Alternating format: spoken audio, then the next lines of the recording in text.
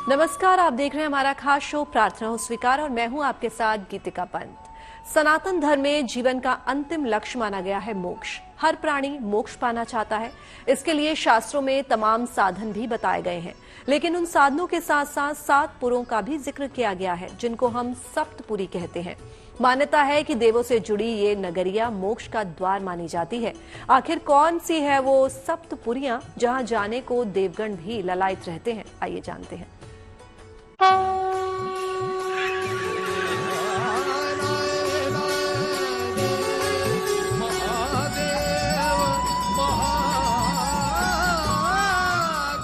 सरयू के तट पर बसी नगरी अयोध्या।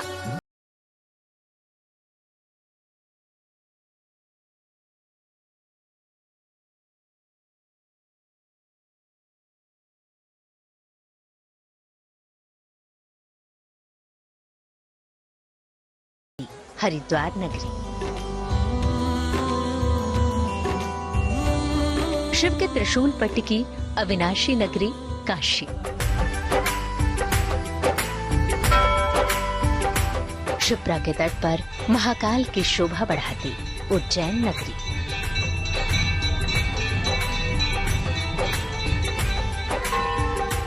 बागमती के तट पर बसी है कांची, अरब सागर और समंदर के संगम पर बसी है द्वारका। ये सभी 7 नगरी मोक्ष का द्वार मानी जाती हैं। कहते हैं कि सतयुग से लेकर कलयुग तक इन 7 नगरियों का नाता किसी न किसी रूप में देवताओं के साथ रहा है। इसीलिए सनातन शास्त्र इन सभी 7 नगरियों को मोक्षदायिनी सप्तपुरियां कहते हैं। सप्तपुरियों का अर्थ है अयोध्या, मथुरा, माया, काशी, कांची, अवंतिका, पुरी, द्वारावती चैव सप्तयदा मोक्षदायका। ये सब जो है मोक्षदायक पुरियां कही गई हैं। पुराने समय से इन्हीं स्थानों के ऊपर हमारी भारत की सभ्यता पनपी है, फली है और हमेशा आगे बढ़ती रही है। वो पवित्र नदियां जो हमारे हमेशा पूजनीय है, उनके तटों के ऊपर बसने वाली इन पुरियों को मोक्षदायक है। हे नारायणी महादेव महाकाल ये सभी 7 नगर या कहें कि पुरियां भगवान विष्णु से भी संबंध रखती हैं और भगवान शिव से भी। विष्णु पुराण हो या फिर स्कंद या फिर शिव पुराण, सभी पुराणों की व्याख्या है कि शिव से ही सृष्टि उत्पन्न हुई है। विष्णु इस संसार को गति और संरक्षण देते हैं, जबकि शिव में ही अंत में ये सृष्टि विलीन हो जाती है एक नए चक्र के जन्म के लिए। जन्म और मृत्यु के साथ साथ फिर से जन्म लेने के इसी फेर को जो खत्म कर देता है, उसे मोक्ष मिल जाता है।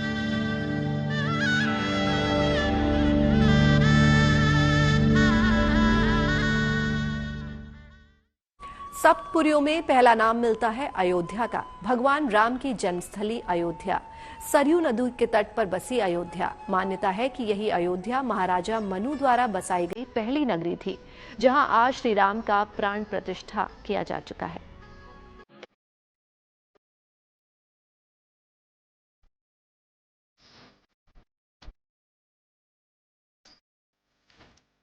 उत्तर भारत की प्रमुख आध्यात्मिक नगरी है अयोध्या, जो भगवान विष्णु के त्रेता युगी अवतार भगवान राम को समर्पित है। मोक्षदायिनी सरयू के तट पर बसी अयोध्या युगों युगों से आस्था का केंद्र रही है। स्कंद पुराण में इस नगरी के बारे में कहा गया है कि इस नगरी में ब्रह्मा, विष्णु, महेश त्रिदेवों का समन्वित स्वरूप मिलता है। वाल्मीकि रामायण में इस नगरी को महाराजा मनु द्वारा बसाए जाने की व्याख्या मिलती है। अथर्ववेद में इस नगरी को ईश्वर का नगर बताया गया है। अयोध्या शब्द के वर्णन में स्कंद पुराण में व्याख्या मिलती है। अकार ब्रह्मा का स्वरूप है, यकार विष्णु का स्वरूप है, धकार रुद्र यानी शिव का स्वरूप है।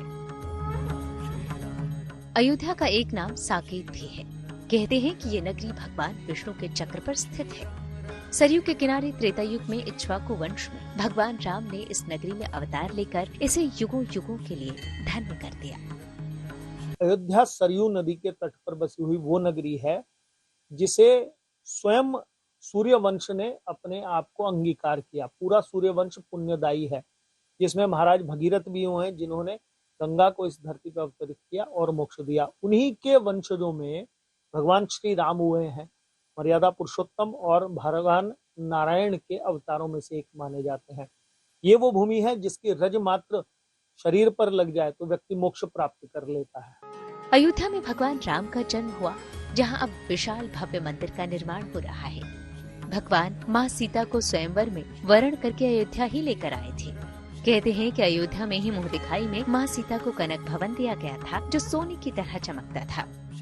लंका में रावण का विनाश कर भगवान राम पुष्पक विमान पर बैठकर अयोध्या वापस आए।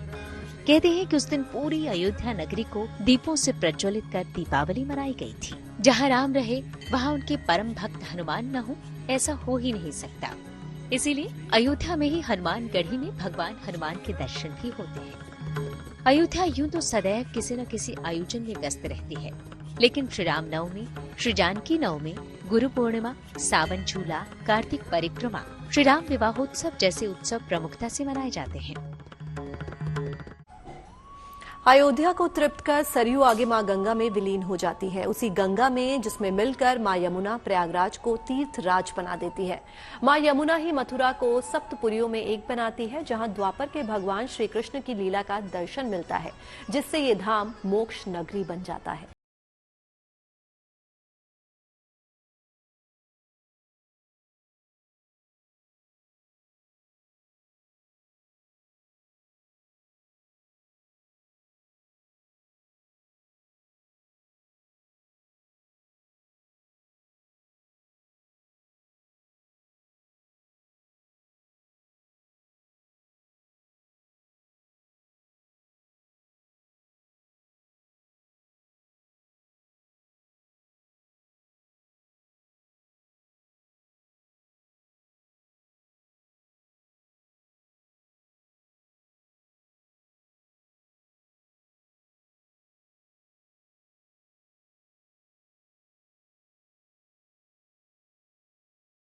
पुरियों में से जाकर अपने कल्याण के लिए दान करते हैं या कोई पूजन करते हैं, जैसे ही करते हैं वो कई हजार गुना हो जाता है। इसलिए आपके मन की इच्छा पूर्ण होने के साथ साथ आपको मोक्ष भी मिलता है। इन सप्तपुरियों का विशेष महत्व बन जाता है। धाम कृष्ण का हो, द्वारिकाधीश का हो या फिर राधा रानी का, मथुरा के कण कण में भक्ति की धारा अनवरत प्रवाहित होती रहती है। गरुड़ पुराण में मथुरा को अन्य पुरियों से पहले स्थान प्राप्त है। पद्म पुराण में मथुरा का महत्व सर्वोपरि मानते हुए कहा गया है कि ये पुरी देवताओं के लिए भी दुर्लभ है। गर्ग संहिता में कहा गया है कि पुरियों की रानी कृष्णापुरी मथुरा ब्रजेश्वरी है, तीर्थेश्वरी है, यज्ञ तपोनिधियों की ईश्वरी है। ये मोक्ष प्रदायिनी धर्मपुरी मथुरा नमस्कार योग्य है। सरयू या फिर यमुना, दोनों ही नदियां मां गंगा में विलीन होकर अपनी यात्रा का अंत करती हैं। लेकिन एक कहानी शुरू होती है गंगा के किनारे बसे हरिद्वार से। हरिद्वार जिसे भगवान के घर यानी हरि के द्वार का प्रवेश माना जाता है।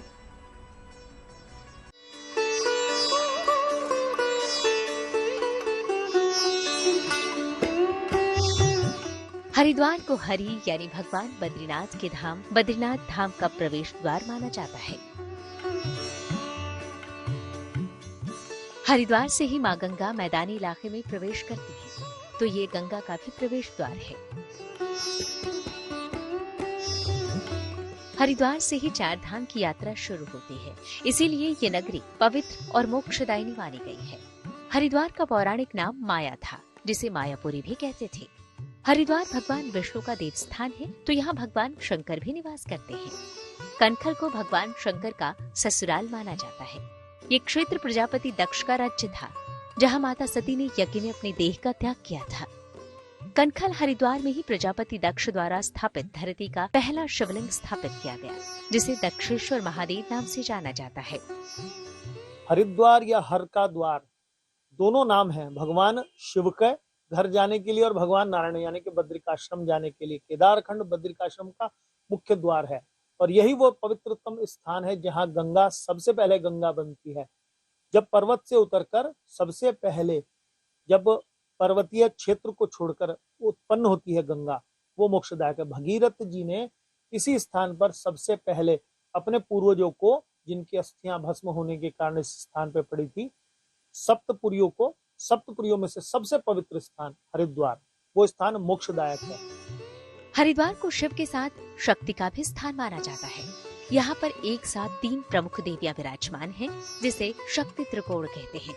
यहाँ माँ मनसा, माँ चंडी और माँ माया विराजती हैं।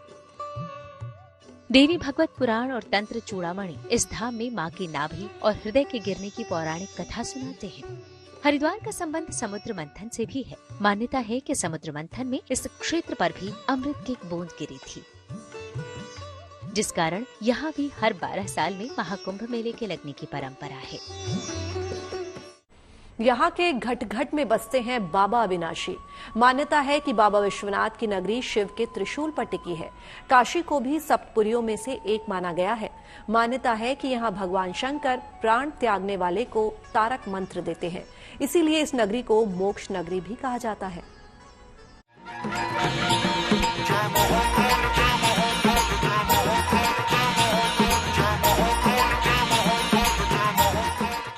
दुनिया की सबसे पुरातन नगरी है काशी, जहाँ भगवान शंकर विश्वनाथ स्वरूप में विराजमान रहते हैं। माँ गंगा यहाँ शिव के मस्तक पर विराजमान अर्धचंद्राकार स्वरूप में बहती है। काशी सदियों से सनातन ज्ञान, साहित्य, कला, संगीत, योग और ज्योतिष की अधिष्ठात्री नगरी मानी गई है। कहते हैं कि भगवान शंकर इस नगरी के संस्थापक हैं, संचालक हैं, इसीलिए इस नगरी में वो खुद तारक मंत्र देकर मोक्ष प्रदान करते हैं। भगवान शिव स्वयं कहते हैं कि मैं काशी में वास नहीं करता हूँ, काशी मुझ में वास करती है।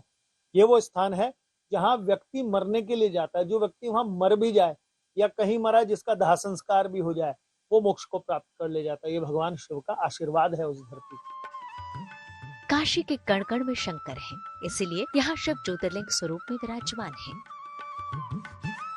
शिव के साथ माँ शक्ति यहाँ माँ अन्नपूर्णा और विशालाक्षी स्वरूप में दर्शन देती हैं। ऋग्वेद से लेकर शास्त्र, पुराण, उपनिषद ग्रंथ कोई भी हो, हर ग्रंथ में काशी की महत्ता लिखी गई है। काशी में ही भगवान शंकर की प्रेरणा से महाकवि तुलसीदास ने रामचरितमानस की रचना की थी। काशी सनातन धर्म की आत्मा है, इसीलिए सदियों से लोगों की काशी पर आस्था यही है कि ये साक्षात मोक्ष नगरी है। यहाँ प्राण त्याग कर सीधे कैलाश धाम में स्थान पाया जा सकता है। सप्तपुरियों में से एक है पुरी, दक्षिण भारत के तमिलनाडु राज्य में भी है। इसे भगवान ब्रह्मा की नगरी कहते हैं, जिसे कांचीपुरम कहा गया है। पलार नदी के तट पर स्थित ये धर्म नगरी न केवल आस्था का केंद्र रही है, बल्कि धार्मिक शिक्षा का भी केंद्र रही है। कांचीपुरम एक तमिल शब्द है,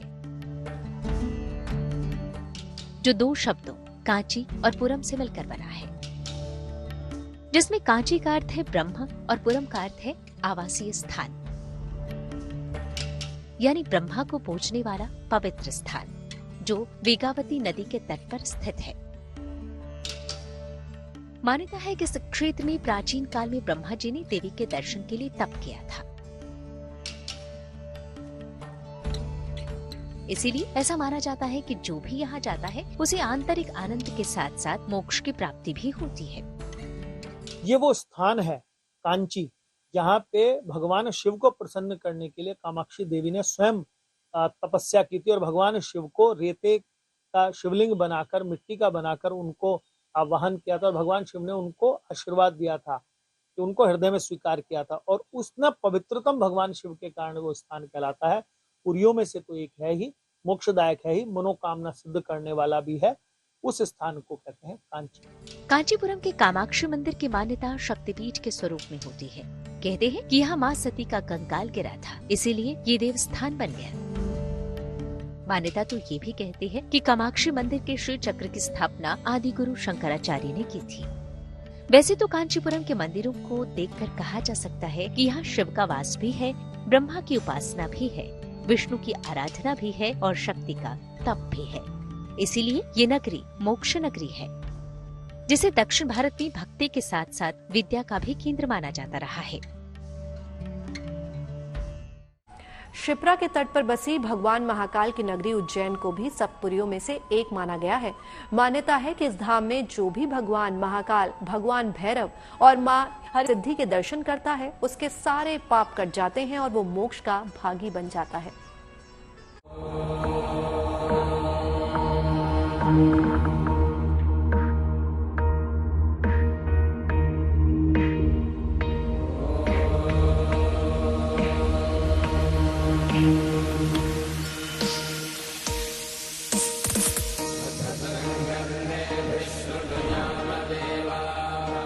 वैसे तो सभी तीर्थों के राजा प्रयागराज को माना गया है।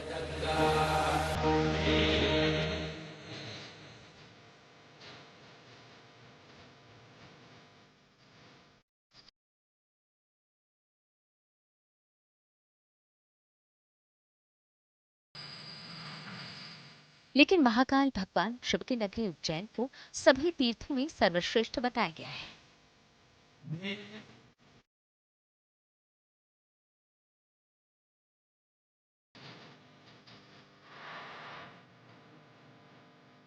इसका प्राचीनतम नाम है अवंतिका।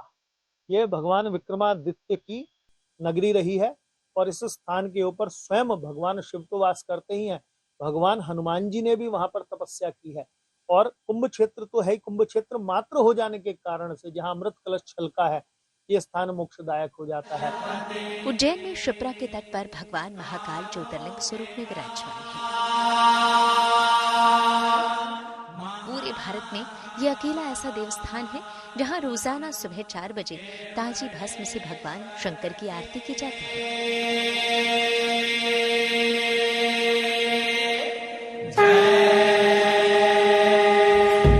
उज्जैन में भगवान शंकर के साथ साथ मां सती के 2 शक्तिपीठ स्थापित हैं।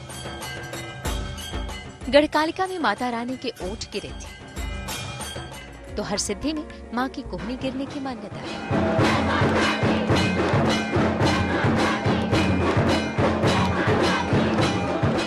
शक्तिपीठ के साथ साथ इस धाम में भगवान भैरव भी विराजते हैं। उज्जैन में बाबा भैरव के दरबार में बटुक भैरव के दर्शन पूजन होते हैं।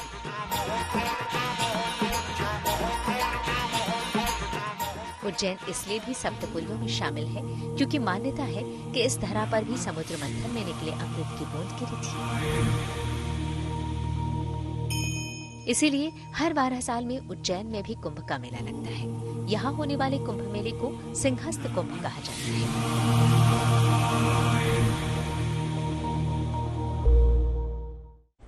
विष्णु पुराण और हरिवंश पुराण में द्वारका को केशव की नगरी कहा गया है, जो हिंदुओं के पवित्र 4 धाम में से एक है। मान्यता है कि मोक्षदायिनी द्वारका को माधव ने अपनी राजधानी बनाया था, जहां जाकर प्राणी जन्म जन्मांतर के बंधनों से मुक्त हो जाता।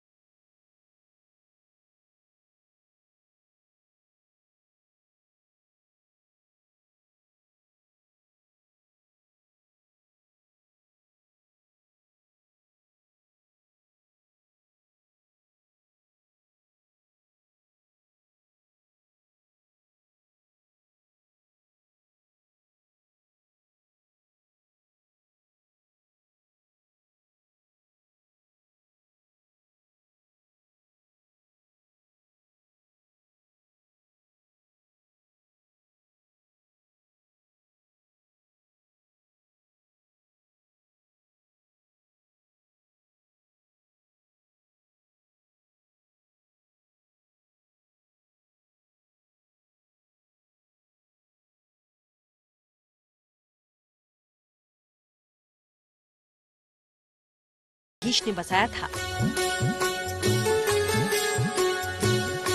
वहां पर भगवान ने अंतिम समय तक वास किया और वो स्थान भगवान के वास के करने के कारण से बहुत पवित्रतम हो जाता है। आज भले ही उसके कुछ अपभ्रंश दिखाई देते हैं, परंतु इतनी पवित्र नगरी है कि जिसके दर्शन मात्र से व्यक्ति को पुण्य का फल प्राप्ति होती है, भगवान श्री कृष्ण की प्रीति प्राप्त होती है। और आज भी भगवान राजा के रूप में उसी स्थान पर पूजे जाते हैं। बाकी हर जगह भगवान कहीं लल्ला है और कहीं हमारे आराध्य हैं, पर राजा के रूप में केवल वहीं प्राप्त होते हैं। मान्यता है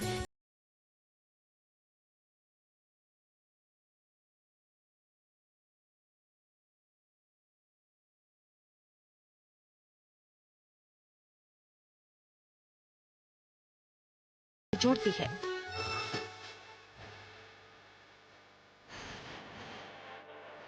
मान्यता है कि द्वारका बसाने के लिए श्री कृष्ण ने समुद्र देव से जमीन ली और फिर देवताओं के शिल्पकार विश्वकर्मा ने श्री कृष्ण की भव्य नगरी द्वारका का निर्माण किया। कहते हैं कि 8वीं शताब्दी में इस मंदिर को आदि गुरु शंकराचार्य ने बनवाया था। बाद में इस मंदिर को 14वीं शताब्दी में राजपूत राजाओं ने संवारा। ग्रेनाइट और सैंडस्टोन से नागर शैली में बना ये मंदिर 5 तलों वाला है, जिसका शिखर करीब करीब 38 मीटर ऊंचा है।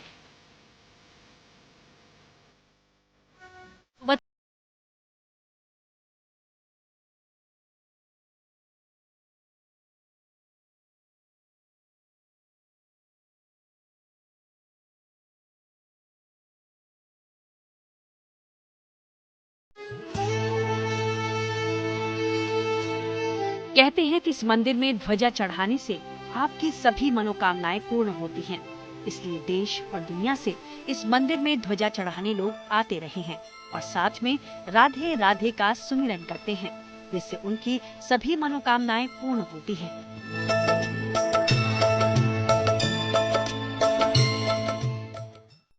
तो ये थी सप्तपुरियों पर हमारी खास पेशकश। बाकी देश और दुनिया की तमाम पॉजिटिव न्यूज के लिए आप बने रहिए गुड न्यूज टुडे पर।